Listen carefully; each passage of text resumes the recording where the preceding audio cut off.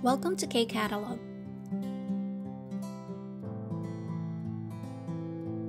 Level 4, Unit 2, KIIP Textbook, page 34 and page 35. So, for culture and information, page 34 tayo. Title ng passage natin, 출산 장려 정책. 출산, it means childbirth. Panganganak, and then 장려, it means encouragement, panghihikayat, and yung 정책 natin is policy, polisiya, no? Or patakaran. Okay, so basahin natin yung first sentence. 한국 사회가 안고 있는 큰 문제 중의 하나는 저출산 문제이다. One of the major problems Korean society is facing is the low birth rate. Okay, sabi sa Tagalog, isa sa mga malaking suliranin na kinakaharap ng lipunan ng Korea ay yung mababang panganganak. 한국의 합계 출산율은 지속적으로 감소하여 2019년 현재 한 명이 채 되지 않는다. Korea's total fertility rate has been continuously decreasing, and in 2019, it dropped to less than 1 child per woman. Sa Tagalog, so yung panganganak daw, total fertility rate ng Korea ay tuloy-tuloy na bumababa. At noong 2019, hindi nga daw umabot ng isang tao sa isang nanay. So, yun yung gusto niyang sabihin dito sa 한 명이 채 되지 않는다. So, naitala na, so usually dapat pag bumuo ka ng family, so kayong mag-asawa kahit papaano, mag-aanak, diba, ng isa kahit papaano. So, dahil nga maraming hindi na nag-aanak, so yung ginamit na data is yung buong population ng Korea, hindi nga daw umabot ng kahit isa, no, sa total na kabuuang population. Okay? So, next one. 저출산 현상이 지속되면 경제활동 인구가 감소하고 노인 부양 부담이 커지는 등의 문제가 발생한다. If the low birth rate continues, the economically active population will decrease and the aging population problem will worsen. Okay, so sabi, no, 저출산 현상이 지속되면, kapag nagtuloy-tuloy daw ang pagbaba ng fertility rate, so yung population daw ng mga tao na active dapat sa economy, mga nagtatrabaho at nagpapasok ng magandang ekonomiya or kumbaga ng pera sa ekonomiya ng isang bansa ay bababa, and yung burden or yung problema pagdating sa mga aging population or mga matatanda ay lalaki din, no? So, yun yung mga problems daw na mag-o-occur kapag nagpatuloy yung birth rate problem. Next, 이에 정부와 각 지방자치단체에서는 출산율을 높이기 위해 출산 장려 정책을 실시하고 있다. 사비 dyan, to address this, the government and local governments are implementing childbirth encouragement policies to raise the birth rate. Okay, sa Tagalog, upang tugunan yung pagpapataas ng birth rate. So, yung pamahalaan daw at iba pang ahensya ng local government ay nagpapatupad ng mga polisiya or patakaran kung saan hinihikayat yung panganganak. Next paragraph. 출산 장려 정책은 다양함으로 자신에게 맞는 혜택을 선택하여 지원받을 수 있다. Sabi dyan, childbirth encouragement policies provide various benefits. Okay, various benefits that individuals can choose according to their needs. Okay, so 자신에게 individual. Okay, so ako personally, no. So sa Tagalog natin, ito nga daw childbirth encouragement policy ay nagbibigay ng iba't ibang klase ng benepisyo kung saan pwede akong, so ako yung kunyari mag-aanak, pwedeng makapamili ng suportang marireceive depende sa pangangailangan. Okay? So, kung ano yung tama na kailangan ko, no? So, next. 대표적인 출산 장려 정책으로는 출산 휴가, 출산 축하금 지급, 나자녀 혜택, 육아휴직, 육아를 위한 근로시간 단축, 양육수당 지원, 임신, 출산 진료비 지원, 난임 부부 시술비 지원, 공공요금 할인 등이 있다. So this one medyo mahaba and marami akong additional information. So isa-isahin natin, no?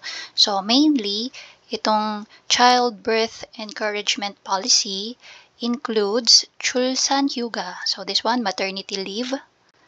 출산 축하금 지급. This one is yung congratulatory money na marireceive mo kapag ikaw ay nanganak na. Okay? And then, 다자녀 혜택. So this one is for multiple children, no? Sa isang family. Kapag marami kang anak, syempre, mas marami yung benefit na marireceive and mas malaki yung support na makukuha mo from the government. So for example, yung kakilala kong mag-asawa, meron silang anak, ang panganay nila is babae, tapos meron pa silang kambal. So, 3 yung anak nila. Sa parking, may mga parking na nagbibigay ng 50% off. Okay? Kapag halimbawa, ang anak mo is 2 or higit sa 2. So, that time, kami walang ganon kasi isa lang yung anak namin. So, nalaman ko lang dun sa Oniko, no? Sabi niya, ay, kami 50% off sa parking kasi nga, benefit daw yun, no, na nakukuha nila from the government because yung anak nila is 3. Okay? So, yung mga ganong klase ng benefit. And then, Yuga Hyujik. So, this one, no, yung parental leave. And then, itong Yuga를 위한 근로시간 단축. So, yan naman is yung reduced work hours for childcare. Again, for childcare, marireduce yung oras sa trabaho. And then, 양육수당 지원. So, ito naman is yung childcare allowance. Okay, so G1 allowance yan, no? So, monetary ulit. Okay, and then, 임신, 출산, 진료비 지원. So, sa pagkabuntis mo at sa pagkapanganak mo, may support ka pa ring makukuha from the government. And usually, yun yung sasagutin nila yung treatment. Okay, so pagpupunta ka sa hospital or sa clinic, para magpa-check up or pag nanganak ka na, ayan, sagot nila yung iyong treatment. And then, 난임 부부 시술비 지원. So, this one, para sa mga couples na merong infertility issue. Isa dun sa mga nasabi ko na may anak na kambal, so naka-receive sila ng ganitong klase ng support. Dahil hindi sila magkaanak, nahirapan sila magkaanak, no? They tried yung IVF, yung in vitro fertilization, di ba? Medyo diba? Costly yun. So, I'm not sure lang kung hanggang saan yung support na binibigay ni government about that. Pero, just to let you know na may ganong klase ng benefit na pwede matanggap. And then, yung 공공요금 할인 등이 있다. So, yun nga daw, no?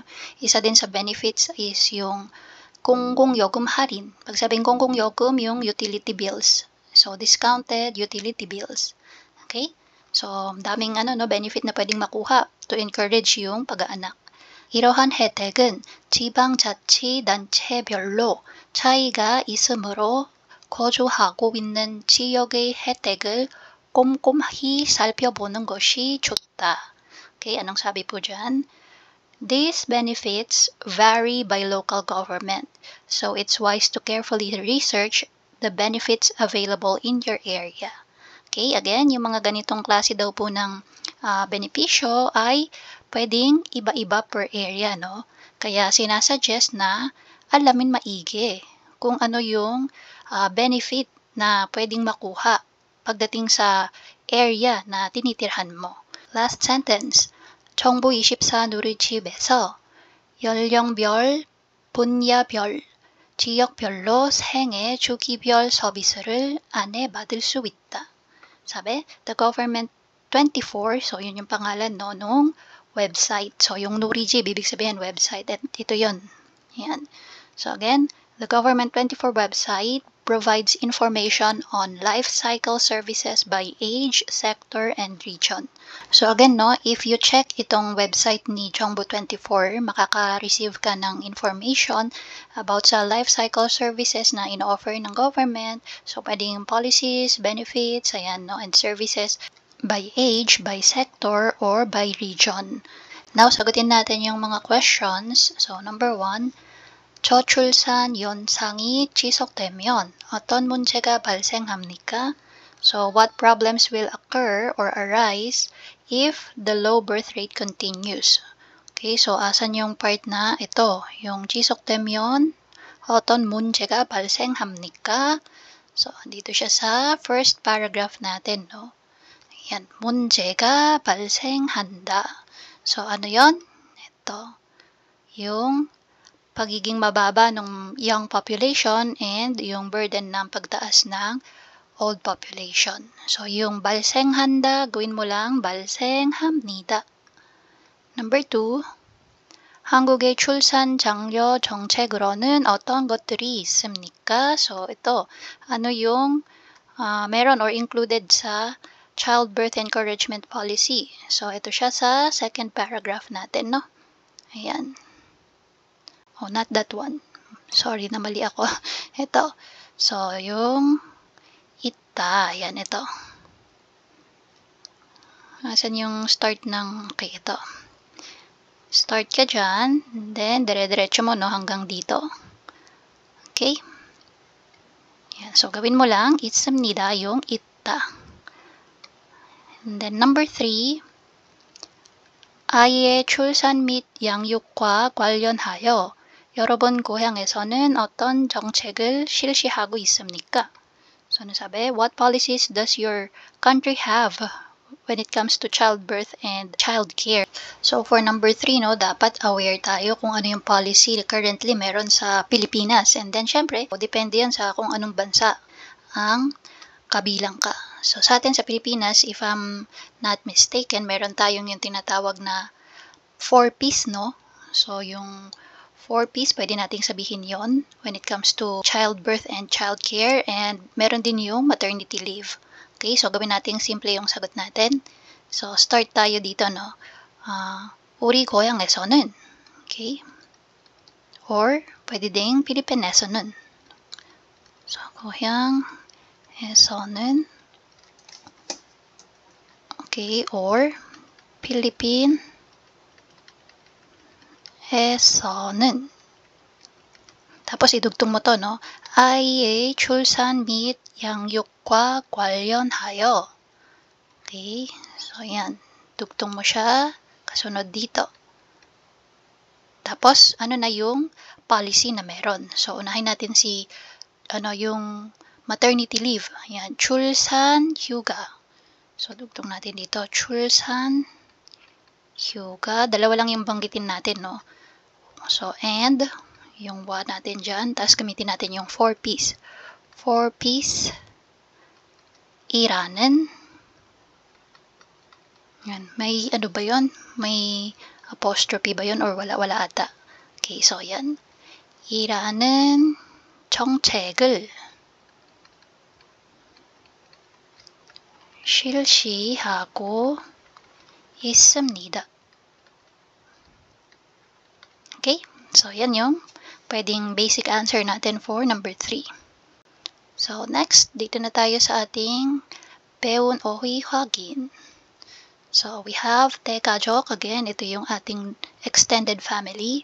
핵가족, nuclear family. 부모님을 모시다, kasama yung magulang na nakatira sa bahay. So, kung ikaw ay may asawa na, kasama mo pa yung mga magulang. So, para siyang 대가족, no? 세대, generation. Yan, when it comes to yung sa sinong-sinong magkakasama sa bahay. So, first generation, lolo at lola. Second generation, mama at tatay. Third generation, mga apo. Yan.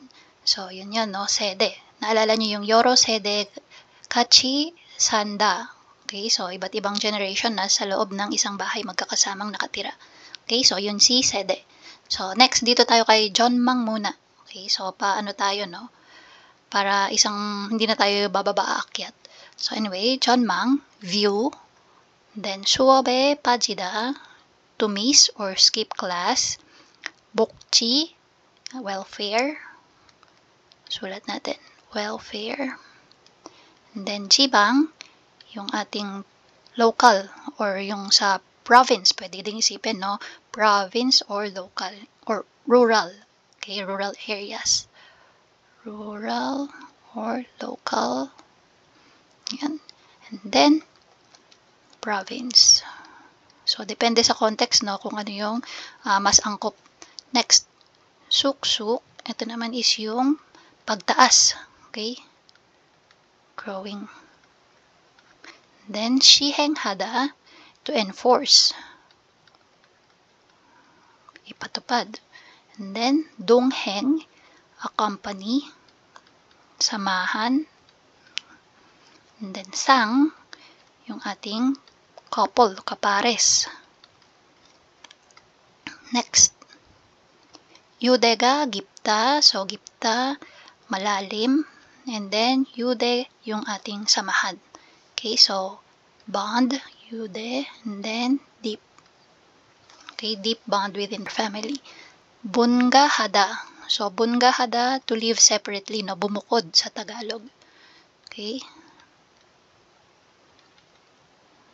Next, kasar을 분담하다. So yung paghahati-hati sa gawaing bahay. Next, 존중, to respect. Okay. And then, 식구, family. So, yung alam lang natin na usual na family is yung 가족, no? So, 식구, it also means family. 육아, 유직을 내다. So, yung mag-ano ka, no? Leave ka. Okay? Take parental leave.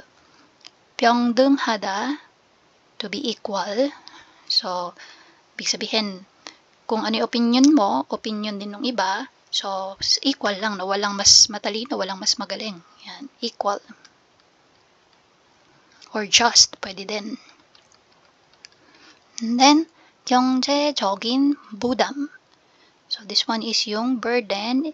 And then, when it comes to economic or financial, no?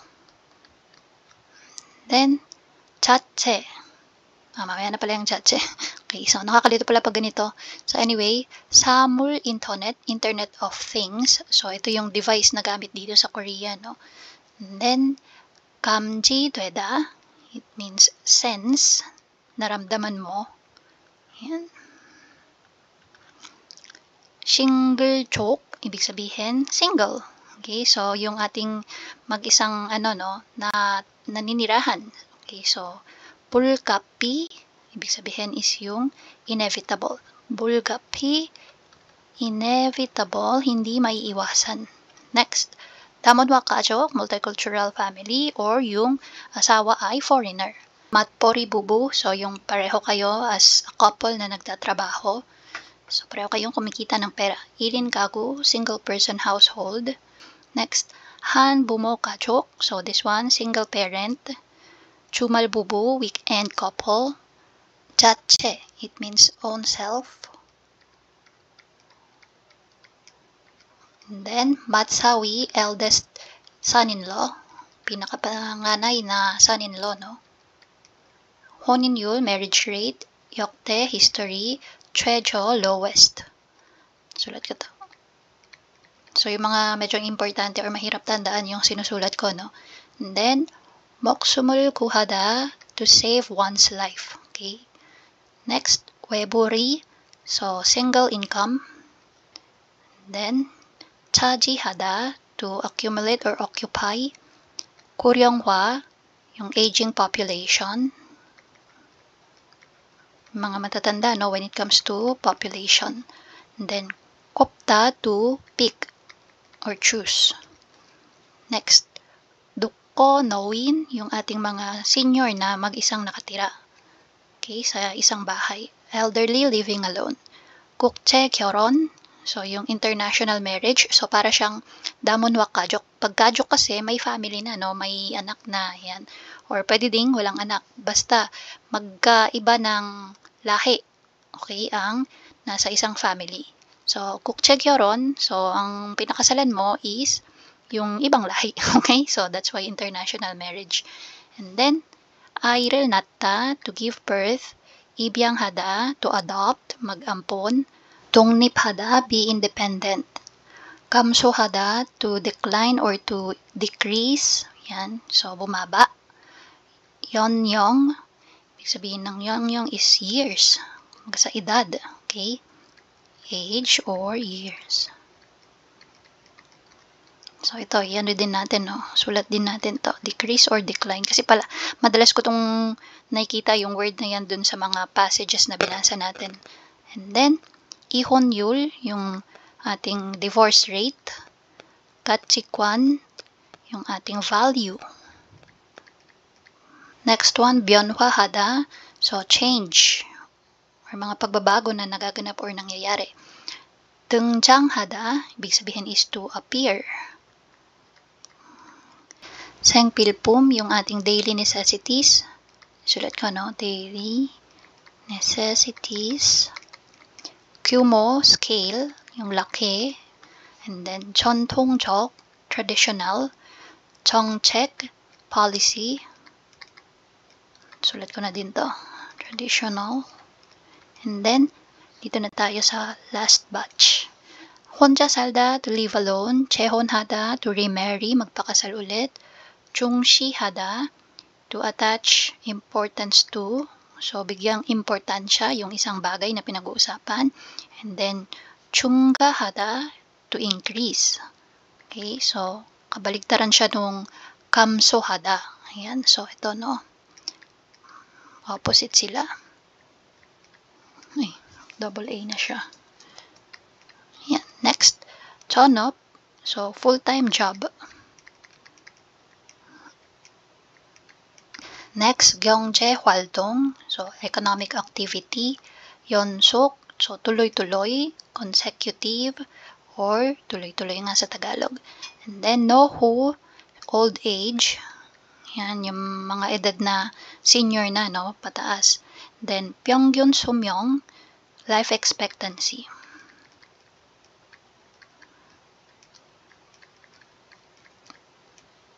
And then, 매출, sales, benta. Then, 개선하다, to improve. 주거, yung ating tinitirhan. Okay, dwelling or yung bahay, housing. And then, 지원, support. 세심하다, to be meticulous. Okay. And then, 시급하다, urgent. And that's it para sa ating Level 4 Unit 2. And that's it. If you find this video helpful, please hit the like, share, and subscribe button. So I still hope to see you in the upcoming videos, and again, thanks for watching.